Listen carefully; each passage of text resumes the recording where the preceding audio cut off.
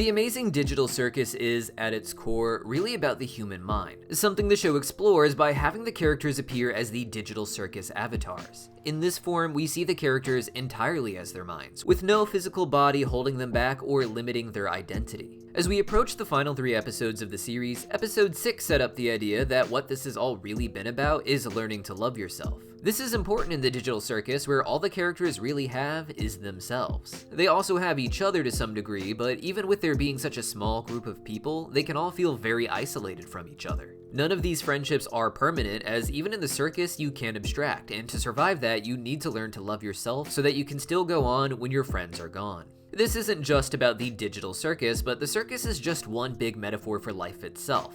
It's about how we can connect with each other, but the only constant we have from our birth to our death is ourselves, with everything else being transient. This doesn't mean you shouldn't invest in relationships and have relationships with others, as that's part of what makes you realize that you shouldn't hate yourself, as hating yourself makes it harder for you to be around others, and for them to love the real you as well. There's a popular phrase people throw around these days about how you can't love others until you love yourself, but in other ways, you can't have others love you until you love yourself first. This doesn't mean they can't get close to you at all, but what I mean is for people to love the real you, you also have to show them the real you, including the parts that you hide and want to pretend don't exist because you hate that about yourself. This is perhaps the hardest thing any human can do, something Gangle emphasizes with her line when talking to Zooble, where she asks, how can you love something about you that makes you worse than everyone else? This is a lot to unpack, and it's a line that really applies to the entire cast and even to us in the audience, as it's something all humans really struggle with on some level, even the ones we want to think of as more like villains such as Jax. So let's talk about these characters.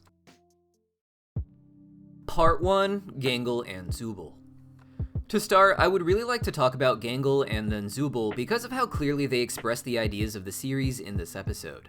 It's through their conversation that everyone else's begins to make sense, that we begin to see how these characters are alluding to whether they love or hate themselves even when they aren't using that terminology. Now, Gangle is a character with a lot of complex feelings that we explored back in episode 4. In this episode, we learned a lot about what Gangle seems to love and what they seem to hate about themselves, and what she tends to love in relation to herself is fantasy escapism. Gangle loves anime and manga, she loves art, and apparently the isekai genre, where characters are taken away from their world and end up in a new one more appealing to the escapist mindset. A lot of this type of interest develops due to a disconnect from real life, and often a disconnect from oneself because of how they fit into that life. Gangle wanted to grow up to work in art, ideally making their own Japanese-styled comics, but she was told that this wasn't realistic and ended up working at a fast food job. Gangle did great work there, but it had a complex effect on her psyche, where she got a lot of validation from a promotion and being elevated above the other workers, but could also use that as an excuse to be controlling of others since she can't control her own life. It is honestly a very similar mindset to Jax, just on a different level. Jax is a more simple version of this, getting into situations and trying to exploit them to upset others. Gangle succumbs to Jax generally, but in a system where certain kinds of work and presentation matters, she is able to get the authority to put Jax beneath her. And in episode 6, Gangle indicates that this is part of the reason she hates herself, and as a result, why she allows Jax to punish her. At the beginning of the episode, Jax wanted to do his version of this by being on the same team as Gangle. Without any authority or anyone to back her up, Gangle would be the loser in this dynamic, the one who gets pushed around by Jax despite the fact that they're supposed to be working together. Zooble saves Gangle from this, but Gangle still has a breakdown talking about how it feels like she really is just one of Jax's toys. This is similar wording that Jax would use later in the episode with Pomni, hinting at the possibility that Jax had a similar conversation with Gangle and Zooble in the past where he made it clear that they exist just to suffer, particularly Gangle. And so on some level, Gangle seems to have rationalized in her head that she deserves the way Jax treats her because of the way she is in general, particularly due to her bipolar disorder. She asks Zooble how she's supposed to like something about herself that makes her worse than everyone else, and unfortunately with mental health, this kind of diagnosis can feel like something that ruins you in an official way, even if it isn't meant to be the point of a mental health diagnosis. What's really sad is that in a more natural tribal system, all of these things we think of as disorders are all just natural human expressions that make people people good at doing certain jobs over other jobs. The only reason it stands out so much today is because of the structured system that we live in, and I don't even mean the job market, as that still has pretty diverse options, all things considered. It's really school where these mental health issues become more obvious, as you see the difference people have while trying to force them all to have the exact same academic day as everyone else for 12 years of their life, instead of sending them off to jobs that they apply for and find that fits them best, based on what they actually want to do with their life and with their time. And that's why it makes sense to me when Zooble says that these things about us that make us feel less than everyone else are real. They are part of what makes us real, part of what makes us human. In the show, they are in cartoon avatars, but their gimmicks are based on what they actually experience as a human. Jax wants to believe that by being ripped out of their human bodies that they just become archetypes, shadows of humans meant to entertain instead of feel. But it's the fact that they have these complex issues that makes them different from each other that proves they are still human. And as Zooble says, the only part of them that matters is the real part. It's the part of you that needs to be loved, because loving anything else is loving a fake version of you, the mask that you put on to make others happy. According to Zooble, it still doesn't make sense, as being real doesn't mean being good or happy or perfect. Sometimes loving yourself doesn't make sense, but that doesn't mean you shouldn't. But it does mean you have to make the intention to love yourself even when it doesn't feel natural. It means telling yourself that you don't deserve to suffer endlessly just because you had caused suffering before. Every episode of this show is a really good reminder of how much impact we all have on each other, but also how much of an impact everyone has on us as a result. It teaches us that we need to be more mindful of the way we treat each other, sure, but that none of us are meant to be elevated to a point where we're responsible for everyone else either. None of us are supposed to become the punching bag the way Gangle thinks that she should be, or even just others like Ragatha. But of course, this isn't something that comes natural to Zooble, despite Gangle seeming to think that it does. Now, when it comes to talking about being intentional in self-love, Zooble actually makes the most sense for this, and in many ways, they are kind of the mouthpiece of the show for the healthier approach to self. Zooble is not perfect at this, but it's because of that fact that Zooble has the advice that they do. After telling Gangle that she should love herself even when it seems unnatural, even when it seems like this means loving bad parts of her, Gangle asks Zooble if they ever had to make that choice to love theirself as well. Immediately after asking this, however, Gangle gets nervous and acts like it was an inappropriate question, as if Zooble is so self-aware that this could never happen. But it's actually because it happened so much that Zooble was able to develop this mindset, that it wasn't natural for Zooble and that they had to force this. Zooble is a character that suffers from dysphoria at the very least, with a lot of complex debate around the interpretations of it. From what I understand, none of the characters have been given any official diagnosis from their creator, and the intent is more so to present these things to be interpreted by the audience. This makes sense, as no diagnosis truly captures the full scope of a condition after all, and a diagnosis can look different for each person. Thus, people with a less typical diagnosis may see aspects of themselves in characters who don't share the same condition technically. The point is that it's meant to be open to interpretation to a large degree, and I don't think that there is any one answer, but when it comes to Zooble, it is especially complicated, and a lot of people like to try and start fights about it. Zooble's dysphoria manifests in the circus through their avatar gimmick, where Zooble can customize their body with different parts. Even after exhausting what they found around the circus to switch out their parts, Kane made even more Zooble parts for them so that they could keep changing how they look, but none of this made Zooble feel right. Of course, part of this is because they want to be in a real human body again, but in their real human life, Zooble would have struggled with their dysphoria as well. The desire to customize yourself was reflected at the very least by Zooble's interest in tattoos, it seems, with Zooble being a tattoo artist in their human life. It's through tattoos that Zooble can decorate and even try to change their body in order to make it more suitable to them, but in the end, this doesn't actually solve the issues inside. Officially, Zooble is written and referred to in the show with they/them pronouns, suggesting that they are gender non-binary, though I have heard others claim Zooble is specifically gender fluid instead. This is due to Gooseworks explaining that Zooble actually is comfortable with any pronouns. Due to some people wanting to have a very specific interpretation of the character, however, a lot of people can be very assertive against others who use pronouns other than they/them for Zooble, even though Gooseworks said that this was appropriate. And it really misses the idea that these characters are meant to be open to interpretation, and in particular to mirror what you see in yourself.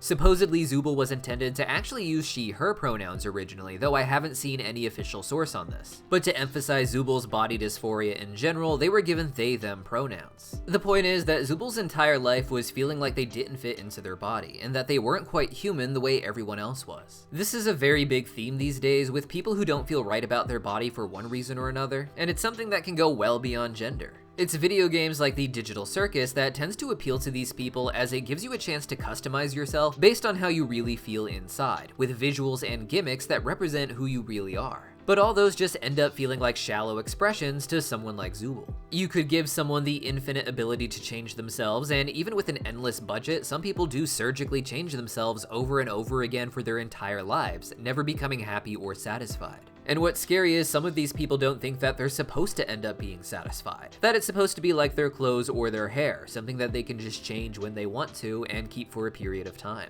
Entering the video game, even if Zooble didn't think that they would end up trapped there, was probably because the idea of customizing your own character was very appealing to them. By entering a digital world with a virtual reality headset, they would be leaving their body in a way and would be able to explore what it's like being something else. But inside of the circus, even with more options for customizability, Zooble just found themselves frustrated. It's sad, but it makes me wonder if Zooble had this same reaction to tattoos or maybe even body modification in real life. With tattoos or even more extreme changes, Zooble can experience what it's like to change their appearance on the outside, but in the end, they would still feel the same way on the inside, just as we see in the show. And unfortunately, that may mean that Zooble came to regret some of the changes that they put on themselves, as even with things like tattoo removal, it's a very expensive, painful process that leaves you with a scar. And it's maybe because of these irreversible changes that Zooble has so much more experience than anyone else when it comes to the idea of choosing to love yourself. Zooble was born with an inherent distrust of their own body, a desire to get out of it or to at least change it to be something more comfortable. But after making those changes and finding themselves still feeling unsure about who they are, the only option left would be to learn to love yourself instead of to hate yourself, which means loving the changes you've made as well, even if they aren't what you want. It's about not hating yourself just because you made a choice when you didn't have all of the information. It's about loving yourself by being kind to yourself when you've made those choices and accepting those choices that you've made even if you would undo them if you've had the chance. And this means that Gangle shouldn't be putting herself in Jax's torment to punish herself, but rather she should be reflecting on why that mindset exists so that she can tackle the issue and grow from it. That's what it means to take care of yourself, and that's what it means, at least on one level, to love yourself. So let's talk about how that applied to our other characters in episode 6. With everyone else's conversations making a lot more sense after hearing Gangle and Zooble's conversation about what it means to love yourself. Part 2, Ragatha and Kinger. Now, after Zooble and Gangle, the duo to talk about loving and hating themselves was Ragatha and Kinger. Both Ragatha and Kinger lost the game early on, with Pomni and Jax shooting them both so they end up in the loser's corner, leaving just Zooble and Gangle. Gangle and Zooble's conversation, as we said, had them bringing up how hard it is to love something about yourself that makes you worse than everyone else, but Ragatha's conversation is more focused on others hating her. Ragatha doesn't like Jax, but wants him to like her, something she admitted while on the stupid sauce back in episode 4. After losing the game in episode 6, she talks about how she doesn't want the others to hate her, especially not Pomni, but that Pomni is starting to see through her tricks. This is Ragatha admitting that she does manipulate people, just as Jax claimed about her, that she isn't being very sincere just because she seems to be nice. Ragatha knows that she has a dark side, or maybe even just a mean side, but she knows it's best to hide this from others even when she doesn't like them or think they're just the worst, like with Jax. I think this comes from Ragatha trying to prove to herself that she isn't hateable. This becomes clear when Kinger cuts off her train of thought when saying that she doesn't want others to hate her, and he asks if she hates herself. Of course, she can't admit to it, but she does hate herself, and what's unfortunate is she was probably taught to hate herself by her mom. At a young age, being shown love, even when you've misbehaved, is how you learn to love yourself. It doesn't mean instantly getting over what you did when you've done something wrong, but it means understanding that you are human and that you make mistakes, and that after your punishment, things will get back to normal. If others don't treat you with love, even though they say they love you, it's hard for you to understand that you deserve to be loved, or at the very least, deserve to not be hated. In the circus, Ragatha takes the form of a rag doll because she probably was her mother's rag doll, so to speak. A child who takes on the emotional and sometimes physical beatings under the guise of parental authority. Hinting at even the physical side of this is Ragatha's design, where it looks like she has a black eye, as if someone has hit her. It's hard to get this kind of treatment as a kid with your parents hurting you emotionally and physically, and not grow up thinking that you don't deserve to be loved. Mothers like Ragatha's tend to be bad to their children regardless of whether or not they are good or misbehaving, and they will use any excuse they can, even when the child is being a loving, authentic version of themselves, in order to punish the child. That means for someone like Ragatha, it's not just that they're hiding the bad parts of themselves, which is also going to be true, but they're even hiding parts of themselves that are probably really good. Because the only thing Ragatha learned from her mother was that the only part of yourself you should show is this put-on act in order to make other people feel like you are calm and pleasant to be around, even if you're not acting like a real person. And unfortunately, even when told by Pomni that it's okay to be a jerk once in a while, as soon as she lets loose on Jax for his bad behavior, she's treated like the bad one. So of course, after Kinger makes it clear that Ragatha's issue is hating herself, he also gives her some advice on how to stop doing that. Now, when it comes to loving and hating yourself, Kinger talks about both sides of the coin when trying to comfort Ragatha. According to him, he hated himself for a long time, and it had a lot to do with something he had done. Or at least, as he put it, the stuff he thought he was responsible for. To some, this is a hint that Kinger is the one behind the digital circus trapping everyone. Not that he did anything on purpose, but rather that it was ultimately his fault, perhaps by being one of the original programmers on the game, for instance. To others, this is more of a cryptic reference to his wife, Queenie. Queenie we know to have been trapped in the game with Kinger, but unfortunately she abstracted long before Pomni entered the circus at the start of the show. This is the second time that Kinger has made it clear that he has a deep sense of guilt over what happened to his wife.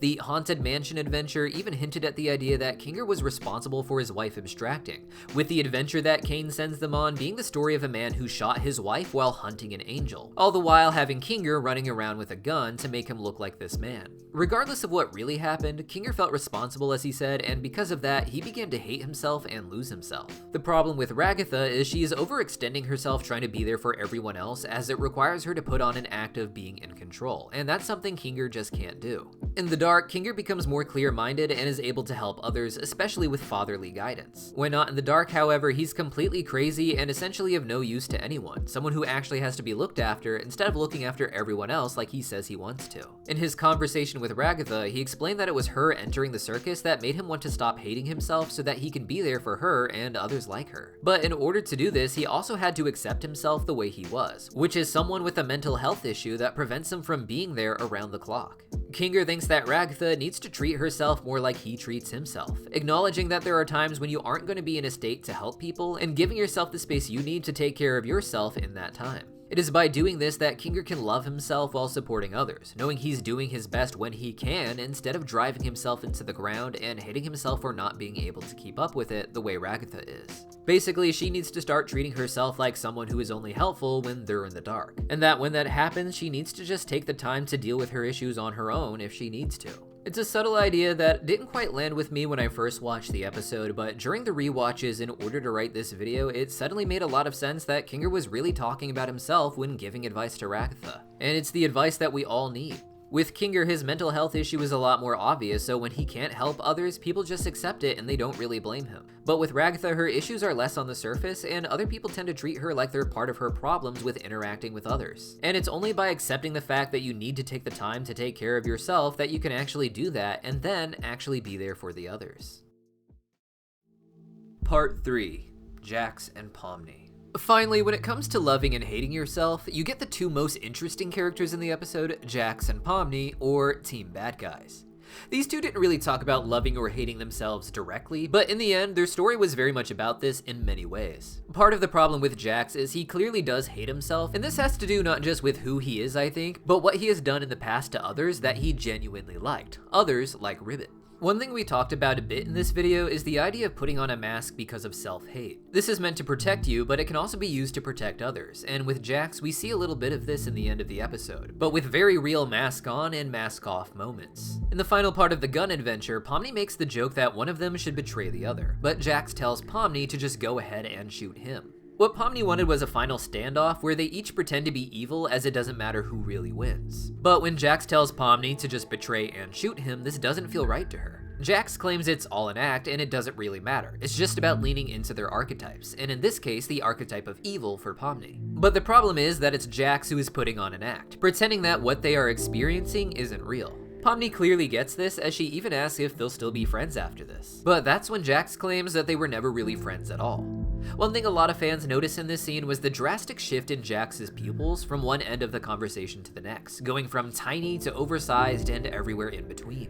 With Jax, the shift in his pupil size seems to indicate when he is being honest about things and when he puts on his mask. Even in previous episodes, when Jax gets angry or upset, his pupils shrink, and being angry means it's harder to control himself. Because of that, when people get angry, oftentimes a more sincere version of themselves comes out, and that seems to be what happened with Jax here. With Jax getting so angry, he's saying what's on his mind instead of filtering things to be more appropriate, even if technically also true. As being more sincere or more off the cusp with what you're really thinking doesn't necessarily make it more true overall. It's in this time that Jax goes on a rant about how hard it is dealing with someone before they abstract, indicating that they have behavioral changes beyond just going crazy. Before Ribbit abstracted, they apparently started acting more like Jax, and we know Jax doesn't actually like it when others treat him the way he treats them, so he's partially to blame for this. It was his ideas about becoming an archetype that seemed to lead to Ribbit embracing chaos, becoming someone who doesn't like Ragatha's more formal style. And it's because of that Ribbit abstracted, losing their sense of self that was holding them together.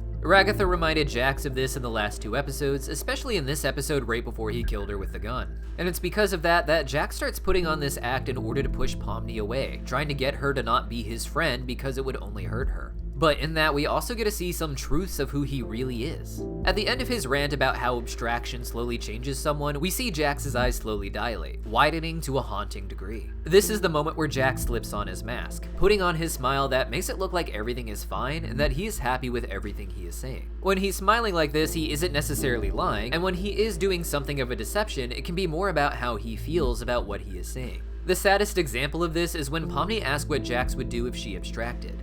He claims that he would forget her and probably move on, and he tries to force a smile while saying this. What he's saying may not be true on some level, as he hasn't exactly forgotten Ribbit and hasn't really moved on, but that might not be the way that Jax sees it. We see these very important moments where he acknowledges Ribbit, but for what Jax is experiencing as a person, these might be very small moments in between him simply avoiding thinking about Ribbit and what he did to her. As far as he is concerned, he has moved on, but that doesn't mean he's happy about it. When he tells Pomni that he would forget her and move on, he's probably thinking that he's being honest and that he's being serious, but he's saying it with a smile in order to convince her that he isn't the one hurt by this. The problem is that Jax hates himself so much that he wants to believe there is no good part of him, especially after entering the game where he believes he has abandoned any humanity he had. Jax is human though, and has positive sides to him, even if he can elsewise be an absolute terror. But since he knows what being like him can do to other people, he's at least kind enough to push Pomni away when he thinks it will save her from becoming someone who hates herself the way he does.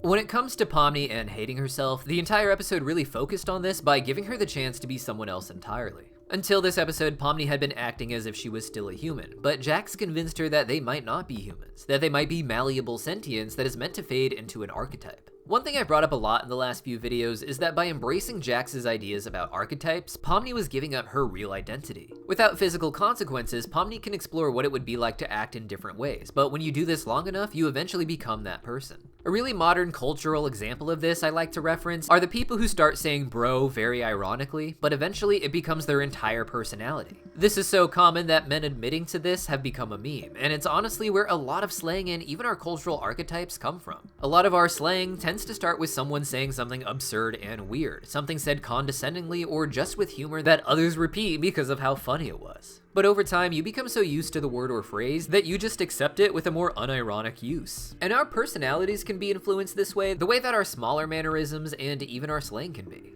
Personality archetypes work the same way, with a lot of people trying to emulate what they see in TV, movies, and other media. And this is basically what Jax is telling Pomni she should do: become an archetype instead of a human. Someone who lives to be entertaining instead of someone who lives to be what they are inside and what they feel. These archetypes in TV and such are already modeled after some real behaviors, but even those negative behaviors get treated as something to emulate for the sake of humor. A great example of this is Jax himself from the amazing digital Circus, and even the character that Jax's voice actor, Michael Kovac, voiced in his previous show, Hazbin Hotel, Angel Dust. Both Angel Dust and Jax honestly have the same appeal of being a negative character who's presented as funny or humorous in the show. While these characters often get their comeuppance in these shows, it still leads to a lot of people, especially online and in younger demographics, copying the behavior they see of these characters across the internet and even in real life. It's done to be funny, but like we've discussed, over time this becomes the person's personality, and when you've pushed every boundary for the sake of being funny for this little act, the only only thing you can continue to do with the joke is to push boundaries even further, until eventually you're just someone who hurts others for fun because there was nothing else you could do to annoy them.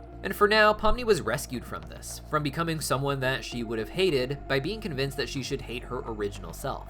But that doesn't mean it will stay that way. We still have 3 very intense episodes to go before the series is over, so if you haven't subscribed to our channel, please do. If you want more videos like this, subscribing guarantees you'll see them when the new episodes air, and those new episodes may be coming even sooner than we think. See you guys next time.